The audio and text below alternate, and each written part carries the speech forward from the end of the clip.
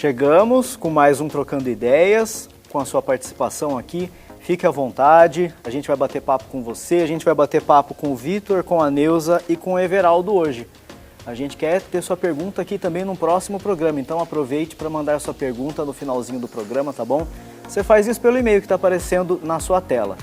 Temos a honra de ter aqui Reverendo Hernandes com a gente. E aí, Thiago, tudo bem? Tudo bem, graças a Deus. Eu bastante, viu? O programa de hoje parece que tem perguntas interessantes, hein? Tem sim, tem alguns aconselhamentos aqui. Então tá bom. Que podem, de repente, né, atender também a dificuldade de alguma pessoa, Claro. né, que está assistindo a gente. Claro. Nós vamos começar com a participação do Vitor de Oliveira. Ele pergunta o seguinte: pastor, uma igreja que não consegue crescer em membros pode ser um indicativo de algo errado na plantação? Ô, Thiago, essa pergunta é muito curiosa e acho que ela é tremendamente relevante no contexto evangélico brasileiro. Porque a grande maioria das igrejas não cresce. Está estacionada num platô. E eu gosto da abordagem do Rick Warren nesse quesito, quando ele pergunta assim, no seu livro Uma Igreja com Propósito. Pergunta errada. O que eu devo fazer para a igreja crescer? Pergunta certa. O que está impedindo a igreja de crescer? Porque se a igreja é um organismo vivo, e ela é, se ela não cresce, isso retrata que ela está doente. Tem alguma coisa errada. Porque o que se espera dela é que ela cresça. Algumas pessoas, tentando tapar o sol com a peneira, dizem assim, bom, nós não vamos crescer, porque, aliás, eu não gosto de igreja grande. A igreja tem que ser pequena, para ter comunhão, para todo mundo se conhecer. Isso é uma tolice. A igreja de Jerusalém, que era uma igreja modelo, começou com 3 mil membros. De 120 já passou para mais de 3 mil, depois para 5 mil. Uma igreja grande é uma bênção. Uma bênção. Eu quero que a igreja cresça e cresça mais. Aí a pessoa diz, não, mas nós não estamos crescendo porque nós primamos por qualidade, não por quantidade. Bom, mas não tem qualidade estéril. Por que as igrejas não estão crescendo? Primeiro, porque às vezes a sua liderança está acomodada. Não prega, não tem programação especial para convidar pessoas, a igreja não sai das suas 4 paredes, a igreja não tem nenhuma programação que empolgue as pessoas, não tem atividades, a igreja não é uma máquina viva, dinâmica, uma colmeia industriosa, aí vai minguar. Aquela igreja de manutenção. Então, se a igreja não está crescendo, é hora de parar, meu Deus, por quê? O que está acontecendo? Por que não está crescendo? Será que nós não estamos com uma agenda mais otimista, mais entusiasmada para marcar o nosso bairro, a nossa rua, a nossa cidade? Me permita só um exemplo de uma experiência que tive há pouco tempo. Eu fui pregar numa determinada igreja e aí depois fui informado que na manhã o culto era razoavelmente frequentado, a igreja estava lá. Mas à noite não, à noite ia um pequeno grupo. Eu perguntei, mas por que à noite ninguém vai, ou vai pouca gente? Falei, porque o sermão é o mesmo, as pessoas não têm estímulo para voltar a escutar o mesmo sermão. Perguntei, mas por que é o mesmo sermão? Por que repete o sermão? E a pessoa respondeu, porque o pastor não dá conta de fazer 2 sermões. Falei, como? Como? Ué, se eu sei que as pessoas não estão vindo porque não querem escutar o mesmo sermão e não precisa escutar mesmo, e o pastor diz que não dá conta de fazer um segundo sermão, o que está acontecendo? Eu aprendi do meu tutor, lá nos idos de 78, 81, o seguinte, que o pastor tem que estar pronto para viver, para morrer, para pregar a qualquer hora. A qualquer hora. Então, se o pastor, e a Bíblia diz que a fé vem pelo ouvir a palavra de Deus. Se o cara diz, não, eu vou pregar um sermãozinho no domingo e outro na quarta-feira e está ótimo. Vem quem quiser. E eu não estou preocupado se a igreja está crescendo também, não. Não vai crescer mesmo. Então, a pergunta é relevante. Estão aí as causas. Muito bem. Pergunta respondida. Nós vamos para a participação da Neuza Adam. Pastor, a minha pergunta é sobre semeadura e suas consequências. Eu não dei os devidos limites ao meu filho quando pequeno e jovem. Hoje, adulto, aos 41 anos, ele é muito mal sucedido, rebelde e me magoa demais. As minhas amigas falam que eu tenho que colher a semeadura que eu fiz. Achava que eu estava educando, mas eu errei e me arrependo muito de não ter feito melhor. Colherei essas consequências para o resto dos meus dias, mesmo tendo recebido o perdão do Senhor Jesus? Agradeço muito ao pastor. Tem duas coisas aí, Tiago, que eu acho que pontuar. Primeiro é que certamente tem sim a lei da semeadura e da colheita, né? E é por isso que a Bíblia está muito enfaticamente trazendo orientação para os pais para educar os seus filhos. Porque um filho entregue a si mesmo vai ser a vergonha do pai e da mãe, vai trazer consequências com certeza.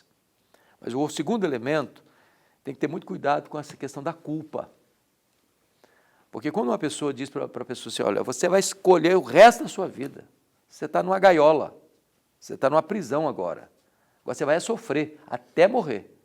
Não, nós não podemos concordar com isso por uma razão simples. É que nós cremos que o Evangelho transforma. O Evangelho transforma. E nós temos relatos de quantas pessoas que viveram em lares disfuncionais, onde os pais eram bêbados, onde os pais eram drogados, onde os pais viviam uma situação horrorosa, e Jesus alcançou os filhos, transformou os filhos. E esses filhos foram levantados por Deus para ser uma grande bênção. Eu estava pregando numa determinada região certa feita, e o pastor me compartilhou de que a mãe dele, o pai tinha sido assassinado, a mãe era ébria, ele corria quase toda semana para a rua para buscar a mãe bêbada, e um dia a mãe não volta para casa, 4 dias sem voltar para casa, e ele vai procurar, a mãe estava num rio, jogada, assassinada. E eu fico imaginando, meu Deus, um pai assassinado, uma mãe embriagada, uma mãe assassinada, uma mãe jogada num rio, numa vala. Esse moço tem tudo para ser um drogado, ser um revoltado, ser uma pessoa desestruturada na vida, e Jesus o alcançou, ele é um pastor, levando a esperança do Evangelho. Então, não pode botar uma tonelada de culpa nas costas dessa mãe, não. Ele errou, Deus perdoa, e agora ela vai orar para que Deus transforme a vida do filho dela, e aguardar o milagre da conversão da vida do filho. Tiago, a gente tem que ter muito cuidado com as pessoas, os conselheiros de plantão, que querem sentenciar as pessoas, querem carimbar as pessoas. Dizer, não, você vai sofrer. Ok, sofrer, todo mundo vai sofrer mesmo. Mas nós cremos no Evangelho da esperança, no Deus da esperança, no Deus que faz milagres. E o que essa mãe precisa ouvir não é uma sentença de sofrimento, o que essa mãe precisa ouvir é o Evangelho da esperança. Muito bem. Seguindo ainda nessa linha, um esclarecimento, por favor. Os meus pecados do tempo de ignorância, mesmo redimido, terão consequências? É a pergunta do Everaldo Nunes. Bom, terão e não terão. Imagine o seguinte, imagine uma pessoa que viveu lá na fase da ignorância uma vida de alcoolismo severo, ou de drogas, né? No crack, ou na cocaína, ou na maconha. Isso certamente trouxe sequelas para a saúde dela, que a conversão não vai mudar. Ela se converteu, vai para o céu, mas as marcas daquela situação, ou doenças venéreas, sexualmente transmissíveis, ela vai sofrer as consequências disso. Tá? Mas ela não tem mais sobre si a culpa desse pecado, a condenação desse pecado. No momento que ela creu, que ela foi regenerada, convertida, justificada, a penalidade desse pecado não está mais sobre ela. Deixa eu ilustrar. Lembra da história do Davi. Quando Davi pecou, adulterando com Batseba, mandando matar o marido dela, escondendo o pecado, casando com a viúva, o profeta Natã foi confrontá-lo. E Davi reconheceu ele e disse, pequei contra o Senhor. Aí ele diz, Deus te perdoou.